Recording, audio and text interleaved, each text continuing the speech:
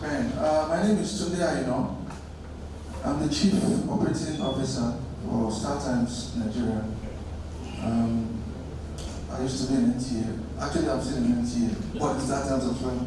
As you know, StarTimes is a joint venture between NTA and Star of China. Now, to the topic, the operational capabilities, we're talking about challenges. My co-panelists have touched most of the areas. I will just add some. We talked about training. Most of the time, when we talk about training and broadcasting, we're only talking about technical training. But technical training is just half of the story. Management training. You find it in broadcasting,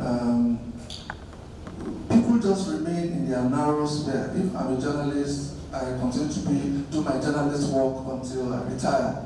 However, you find that most broadcast organizations are not well managed because most of the managers remain in their core area and they don't expand. When it's time for you to now have a wider view, it's either the system does not give you the opportunity or most people are simply not interested. The society looks up to us for new things, new technologies. But I think we are lagging behind there. Most broadcasters have not bothered to automate the newsroom, production process. Because if you do that, your process will be more efficient. You can do a lot more with less. You can do with a lot less staff. So newsroom automation, play out actually. Most people are, playing out now automatically. At least that area is, because in those days, for you to play out, you need a visual mixer, audio mixer, this one, maybe 5 staff who will man your system 24 hours. But at least most people are doing play out now because play out systems are now so cheap that you use in our organizations are analog structures. It's hierarchical and it is based on that analog mindset. Recently, I got to learn this lesson in a very bitter way. I found out one of the brightest young guys in the social media system, and I brought him and I gave him a job. And I thought he was going to be happy, so I asked the HR to give him orientation. After 2 weeks into the orientation, he resigned.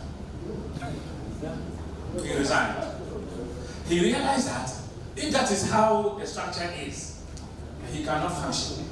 He's a very smart guy, so he quit. I called him personally. DG doesn't do exit interviews. That is why I said I'll talk to him. I'm not asking him to come back, but I want to know why he's leaving.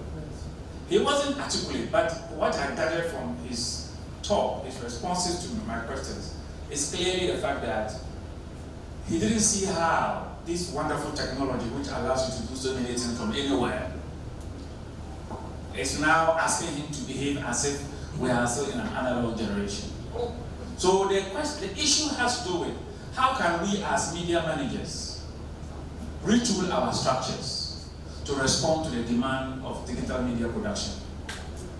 This is human resource capacity development. And of course, typical of government, they try to shut that thing down. Oh, how do we let's stop. Because they were raising money. They were organizing all of the events, sweeping the streets, providing food and drink for all of the people who were demonstrating. The government had never seen anything like that before. So how do you tackle them? Of course, the government put on their analog cap.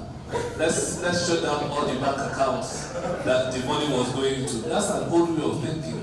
Forgetting that there's something called cryptocurrency. Of course, the digital guys they want crypto on the government. And the government was in shock, still trying to recover from that dizziness to say, which one is crypto again?